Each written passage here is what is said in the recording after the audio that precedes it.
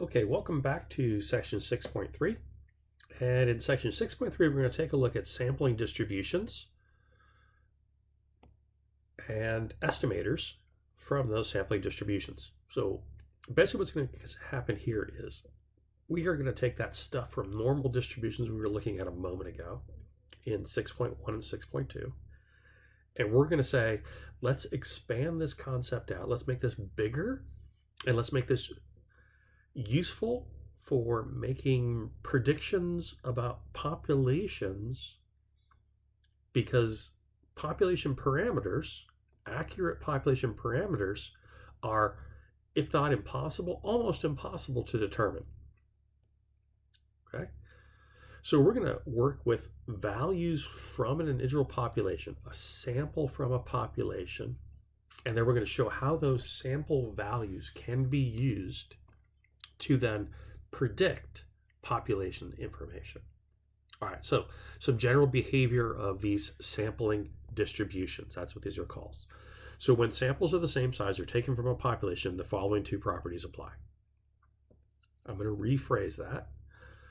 Same size samples from the same population. So I'm going to dip into a population, grab out a fixed number of people, measure them in some way, collect that statistic, go back and do it again. Collect the statistic, go back and do it again. Collect the statistic.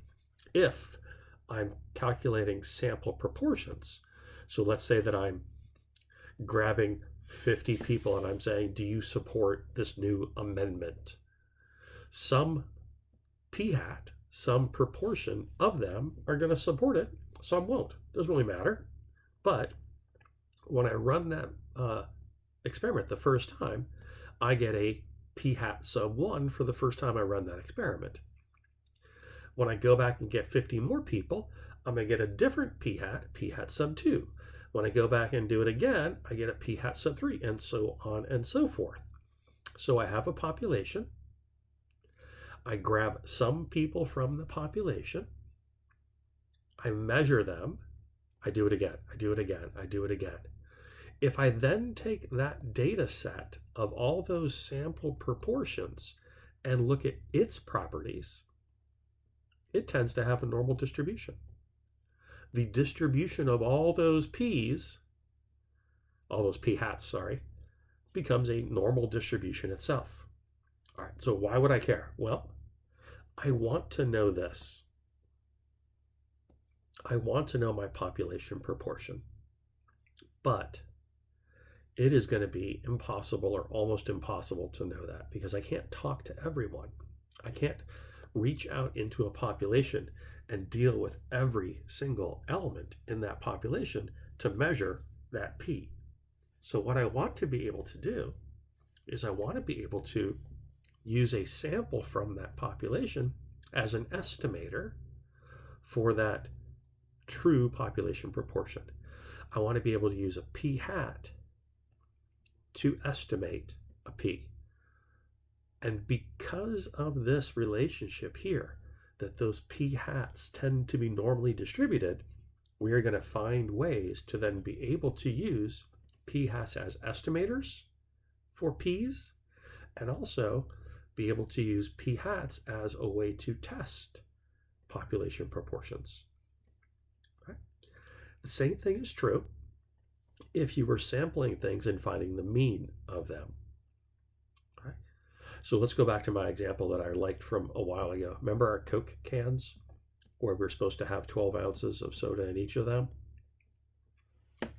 I want to know what the true population mean is. I want to know what's actually the average, or the mean amount of soda in every single can. I can't know that. So I'm going to grab a sample. And when I grab a sample, it's going to have a sample mean. And then when I grab a second sample, it's going to have a second sample mean.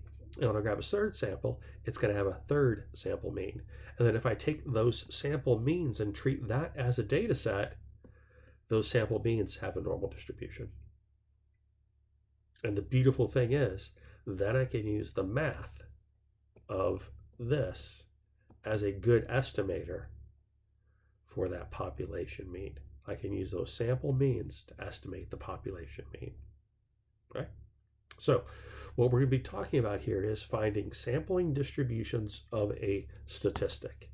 A sampling distribution of a statistic is when we take a sample proportion or a sample mean and we create all possible samples of the same size from the same population, and we look at how that spreads out. So that sampling distribution of that sample statistic, that's this or this, right? That's all of the possible values that p hat could take, or all of the possible values that x bar could take when I dip into that population. Right? Specifically, we're going to start by taking a look at the sample proportion stuff. We're going to start there, and then we'll go to sample means after that. Right? So the sampling distribution of the sample proportion is the distribution of all those sample proportions that have the same size taken from the same population. So that is going to be a requirement of this. When I go out and get my data the first time, I can't talk to 50 people, and then the second time only talk to 30 people, and the third time only talk to 45 people. I have to do it for the same number of people every time. In advanced statistics, there are ways to get around that sample size issue. There are ways to make the math still work. It's more complicated. We're doing the less complicated version of this. We are going to assume that all samples will have the same sample size. So as we continue to recreate our experiment, that is, our experiment of taking those n people and asking them the question, what we start to see is some behavior that begins to show up, that the distribution of those p hats tends to approximate a normal distribution, and that the approximation gets better and better and better as more sampling is done. So run your experiment 50 times, pretty good approximation. Run your experiment 500 times, really good approximation. Okay? And then the sample proportion targets the population proportion in the sense that if you were to find the mean of the sample proportions, if you were to calculate the mean of your sample proportions, the more times you run the experiment, the closer and closer and closer it gets to the true population proportion. In the language of probability theory, the expected value of the sample proportion is equal to the population proportion. Okay? So let's take a look at an example. I want to roll a die 5 times and find the proportion of odd numbers, that is, the die rolls a 1, a 3, or a 5. What do we know about the behavior of the sample proportions, and what would this process look like if we did this indefinitely? All right, so my experiment is to roll a die 5 times. And then I want to find the proportion of odd numbers that show up when I roll that die 5 times. So my sample space for my experiment could be a 0 or a 1 or a 2 or a 3 or a 4 or a 5. Right? Meaning that a 0 is I rolled the die 5 times and never saw an odd number. A 1 would be I rolled the die 5 times and I saw 1 odd number. 2 odd numbers, 3 odd numbers, 4 odd numbers, and a 5 would mean they were all 5s. And if I were to take a look at the sampling distribution for this and create a probability distribution and then find an expected value, whoops, I need one more for this. Right? All of these probabilities down here are going to be binomials, and I just need to calculate them. So in terms of the binomial language, our n is 5, our probability of success is 1/2, and then x is either 0 or 1 or 2 or 3 or 4 or 5. So I'm going to grab my calculator, back to my distribution menu, binomial probability distribution, 5 trials, 0.5. I want 0 wins. I've got a probability of 0.0, 3, 1, 2, 5. I'm going to find the rest of those really quickly. I'm going to pause the video and come back with all those answers. All right, here I am, I'm back, I've got them all filled in. Now I'm going to calculate the expected value. The expected value is going to be every x times every p. So I would take the 0 times the 0.03125 and so on. So I'm going to go ahead and do that calculation. I'll pause and come back with that. All right, so I ran it all, and you'll see that I got an expected value of 2.5. So then the way that this is set up is, if I were to run this experiment again and again and again and again, roll the die 5 times, count how many odd numbers, roll the die 5 times, count how many odd numbers. On average, in the long run, I would expect to see a average number of odd numbers being 2.5. And so what we get is we get this sampling procedure of rolling the die 5 times, all those sample proportions, and if I graph it, I get this p of 0.05. I get this lovely distribution that starts to look pretty darn normal. Right? Now, this graph right here, on the far right, this one we're talking about over here, this is the result of running this die 5,000 times. Okay? I ran it 10,000 times and came up with this graph. And you'll see that by running this more and more, it starts to look more and more like a normal distribution. Now, the numbers aren't perfect. In a perfect world, this number would match this number, and this number would match this, but they're pretty darn close. And I think if I went back and redid this experiment and rolled these dice not 10,000 times, but maybe 100,000 times, I might get something that looked even more normally distributed. And this process, the fact that the math works out this way, is what makes this beautiful, what makes us able to do calculations on things. Right? Now, sample means end up working exactly the same way.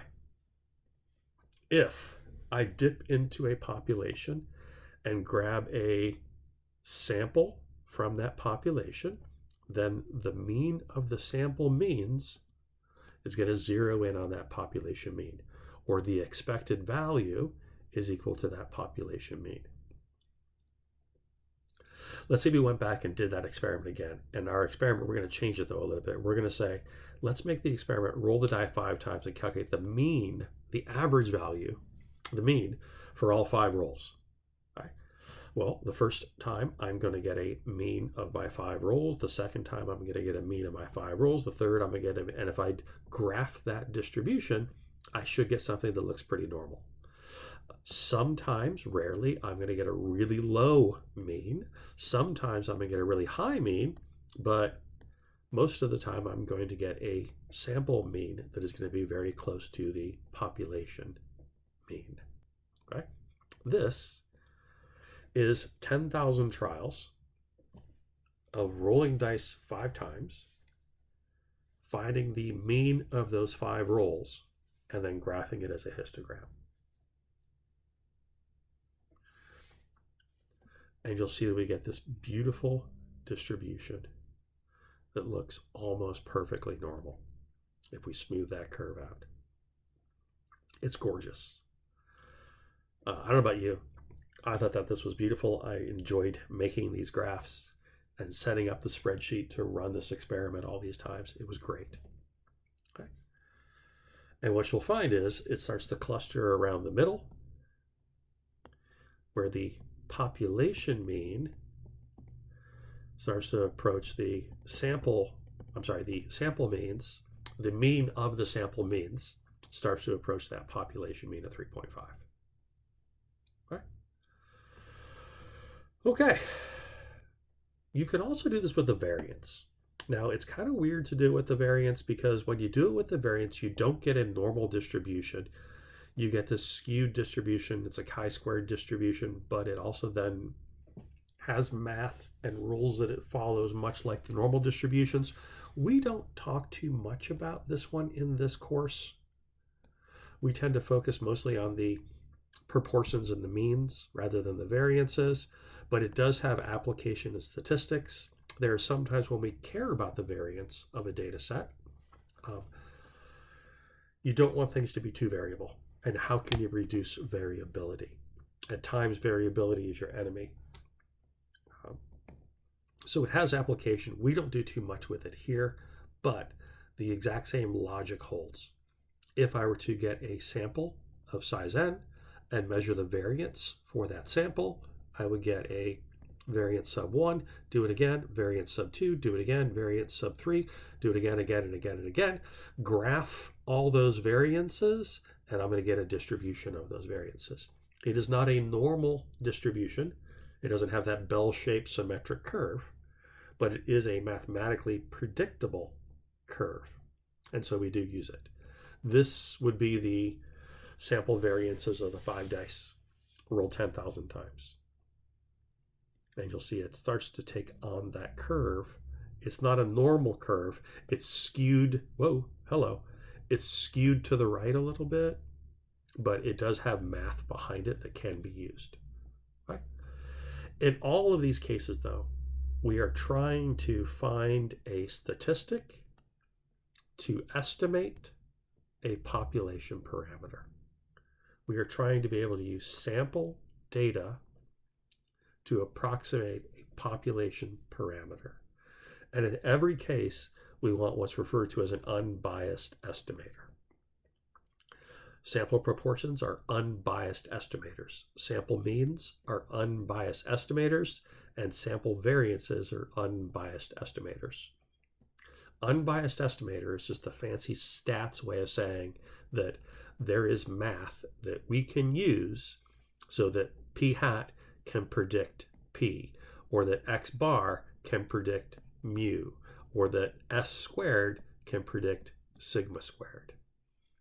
Biased estimators are estimators where there's no math. They don't tell us anything.